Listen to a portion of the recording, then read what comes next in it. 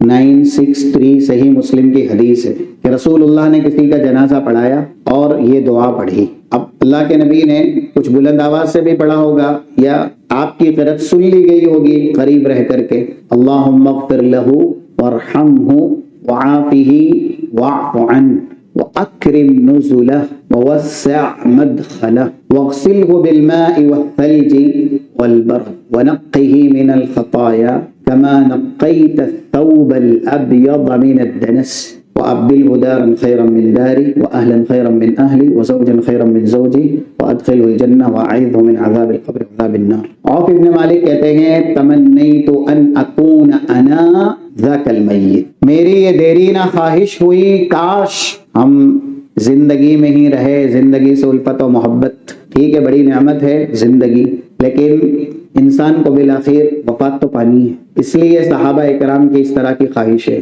جس جنازے پر رسول اللہ نے یہ دعا پڑھی، عوف ابن مالک کہتے ہیں کاش یہ میرا جنازہ، کیونکہ رسول کی دعا تو مل جاتی ہے اور رسول اللہ مستجاب دعوات، جس کے لیے رسول ایسی دعا کر دے.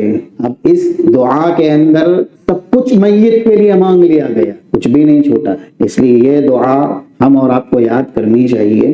اور جنازے کی نماز خاص کر کے جب حرمین آپ جاتے ہیں اور ہر فرض نماز کے بعد اعلان ہوتا ہے تو نماز جنازے کا اجر بھی بہت زیادہ ہے. 945 صحیح مسلم کی حدیثیں ہیں، من صلی علی جنازۃ فلہ قیراط. قیراط کا مطلب ہے بہت پہاڑ. تو صرف کھڑے رہنے کی وجہ سے قیراط نہیں ملے گا. جیسے ہم سورہ فاتحہ ہے، اس طرح کی جو بھی نماز کے لیے شرط لگاتے ہیں، تو نماز جنازہ میں یہ دعا بھی پڑھنی پڑے گی ہم اور آپ کو، تو ہی قیراط ملے گا. صرف اللہ اکبر کہہ کر کے ہم ایسے ہی کھڑے ہو گئے اور ہم کو آتا ہی نہیں، تو یاد کرنا چاہیے.